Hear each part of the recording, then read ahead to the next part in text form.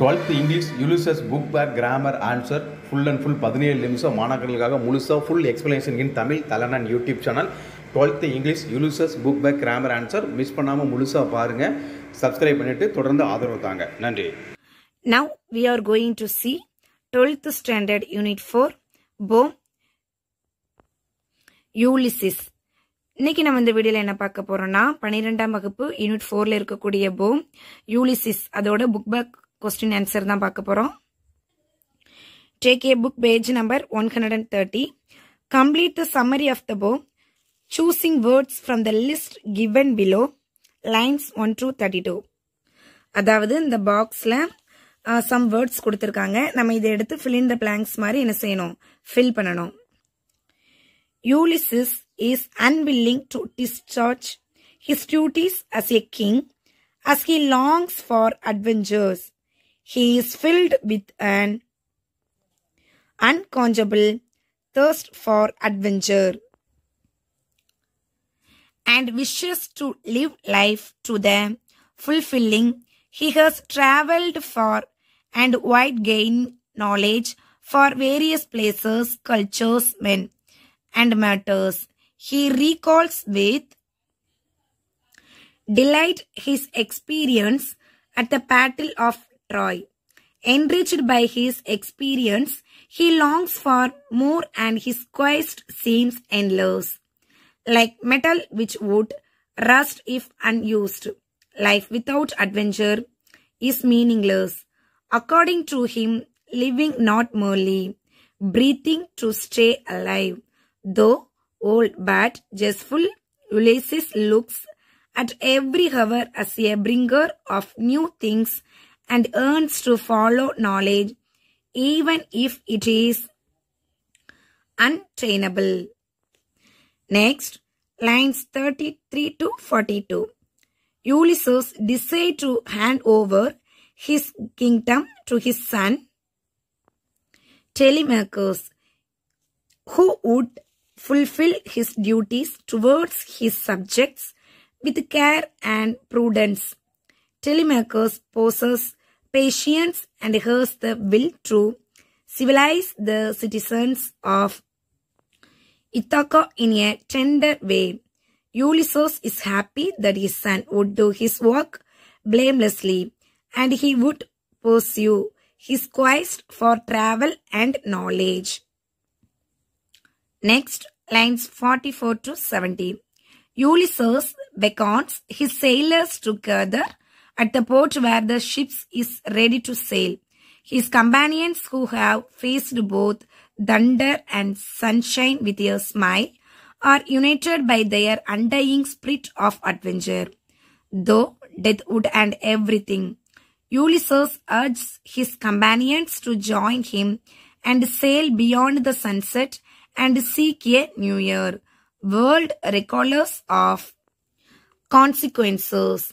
These brave hearts, who had once moved heaven and earth, may have grown old and weak physically, but their spirit is young and untainted.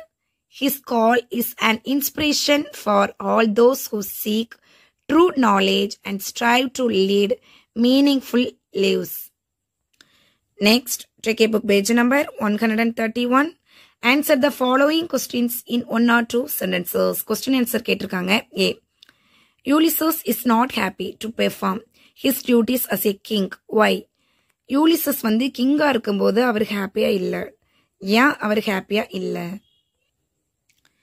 The answer is Ulysses is not happy to perform his duties as a king.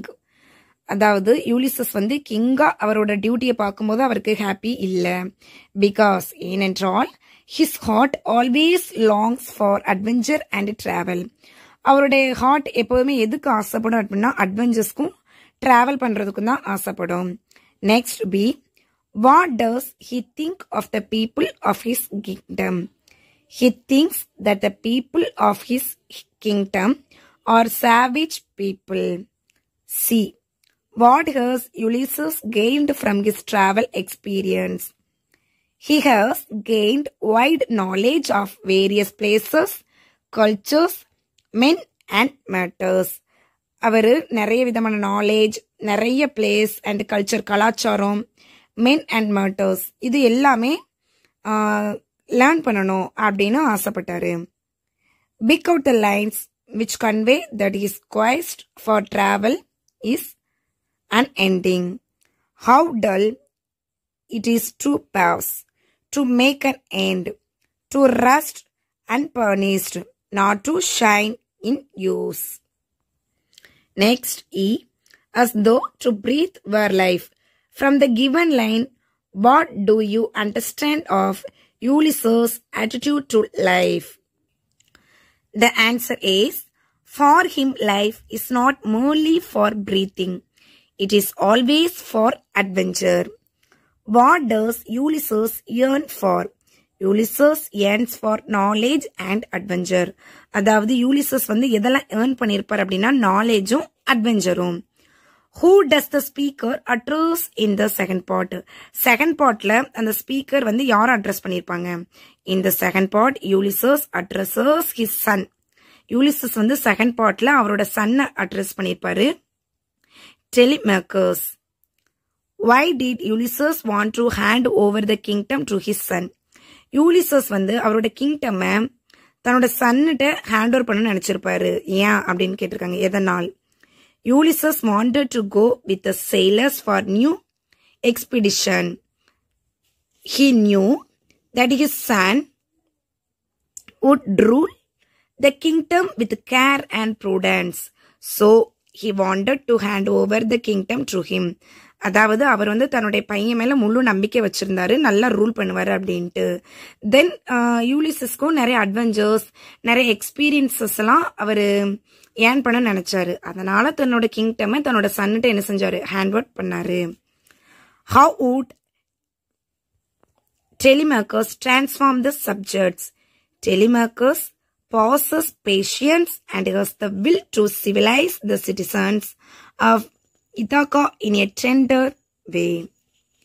He walks his walks, I mean, how with the walk disgustingst. Ulysses' walk is to go on adventures, travels, seeking knowledge. Telemachus, his son's walk is to rule his kingdom.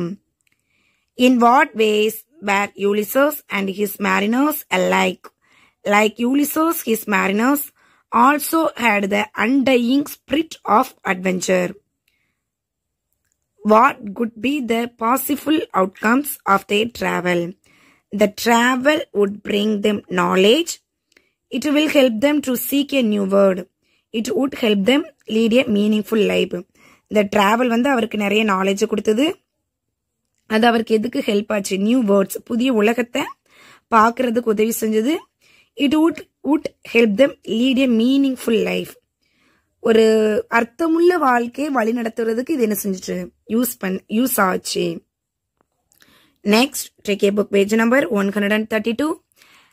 Identify the figures of speech employed in the following lines. அதாவது கீழே following lines கொடுத்திருக்காங்க. Figure of speech கேட்டிருக்காங்க. ஏ பாருங்க. Those cutting drifts, the rainy heights vexed the dim sea. The figure of speech personification is employed in the above lines. இல்ல என்ன கொடுத்திருக்காங்கன்னா vexed the dim sea, அதாவது கடல் மனமுடையது, கடலை போன்ற மனமுடையது அப்படின்னா அந்த வெக்ஸ்ட வந்து சீக்கு உருவகப்படுத்தி சொல்லியிருக்காங்க. சோ இது this is called personification. B-ல பாருங்க. For always roaming with a hungry heart.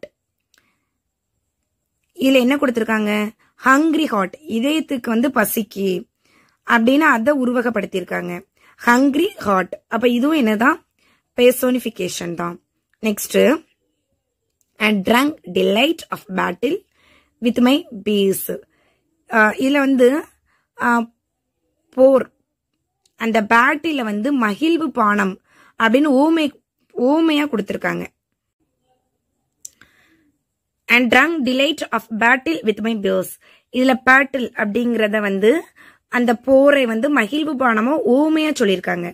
ஓமையா சொன்னா அதுக்கு வந்து அந்த figure of speech metaphor. Next, the deep moans round with many voices. அதாவது இதுல கடல் வந்து துக்கப்படுது. Deep moans round with many voices அப்படின்னு உருவகப்படுத்தி சொல்லியிருக்காங்க. So this is called personification. Next, to follow knowledge like a sinking star. இதுல பாருங்க, லைக் அப்படிங்கிறது மூழ்கும் நட்சத்திரம் போல அறிவை தேடி அலைதல். இதுல லைக் வந்து நமக்கு ஓப்பனாவே கொடுத்துட்டாங்க, டைரக்டாவே நமக்கு லைக் வந்துட்டு. So this is called simile. Next, there lies the port the vessels buffs her sail. அதாவது கடல் பயணம் இருக்குல்ல, அது வந்து மூச்சு விடுது அப்படின்னு உருவகப்படுத்தியிருக்காங்க. vessels buffs her sail அப்படின்னு. இது வந்து அதை உருவகப்படுத்தி வந்திருக்கிறதுனால இதுவும் என்னதான், personification. Next, read the sets of lines from the poem and answer questions that follow. அதாவது இதுல போயம் லைன் கொடுத்திருக்காங்க, கொஸ்டின் கேட்டிருக்காங்க, அதுக்கு நம்ம ஆன்சர் பண்ணணும். ஏல பாருங்க, I meet and toll unequal laws unto a savage race that hoard and sleep and feed and know not me. What does Ulysses do? Ulysses என்ன பண்ணாரு அப்படின்னு கேட்டிருக்கு. The answer is Ulysses makes laws for the people who don't even know him. Second one, did he enjoy what he was doing? Give reasons.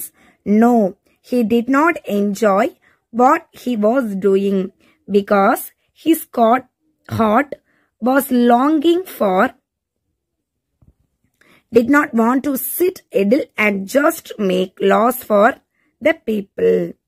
Next, B பாருங்க. Yet all experience is an arch through glimpse that untraveled world whose margin fades forever and forever when I move. What is experience compared to? Experience is compared to an arch through which one can see the unknown world. How do the lines convey that the experience is endless? Through the arch, one cannot see the end. It fades away and immediately a new sight emerges. In the same way, experience is also endless. Next, this is my son, my own, Telemachus, to whom I leave the script and the whistle well loud of me.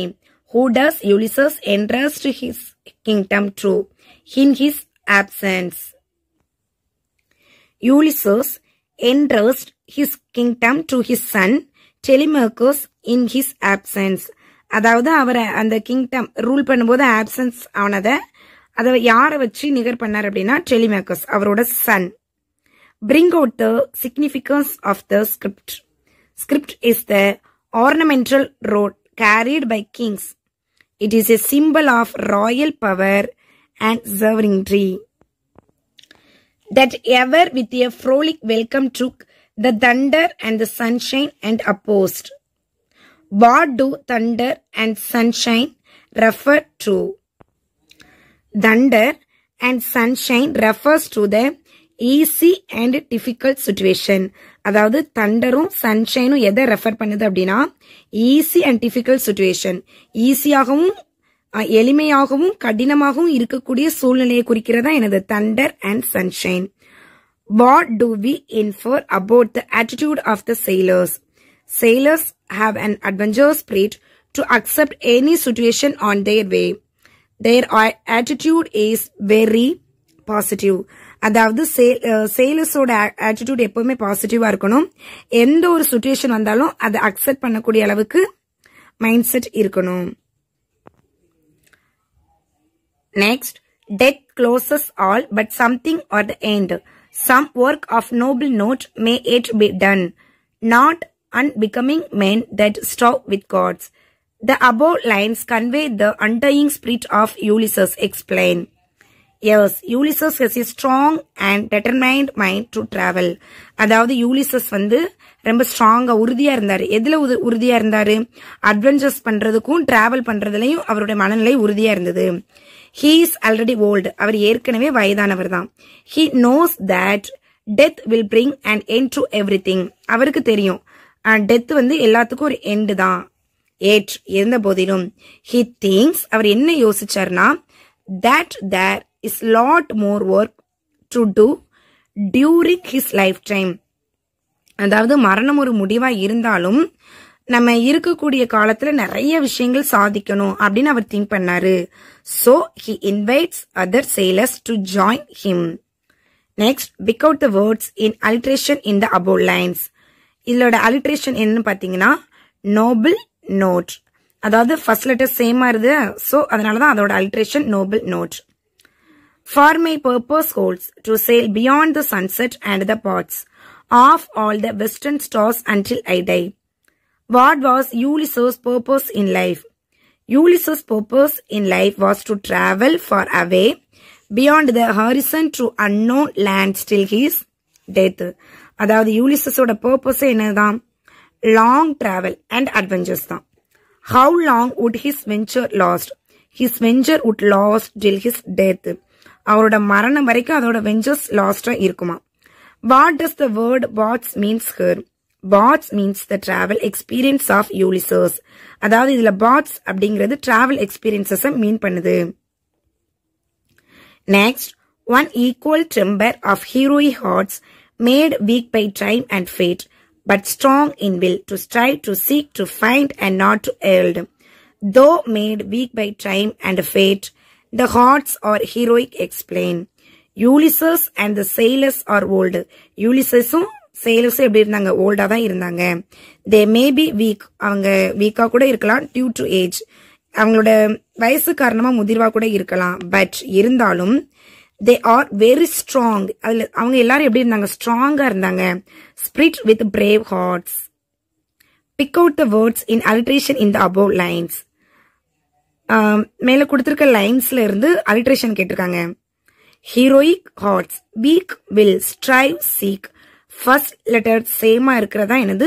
alliteration. இன்னைக்கு நம்ம இந்த வீடியோல 12th standard unit 4 போம் Ulysses அப்படிங்கறதுல book back questions எல்லாமே பார்த்தோம். இதோட next chapter next வீடியோல பார்க்கலாம். தேங்க்யூ.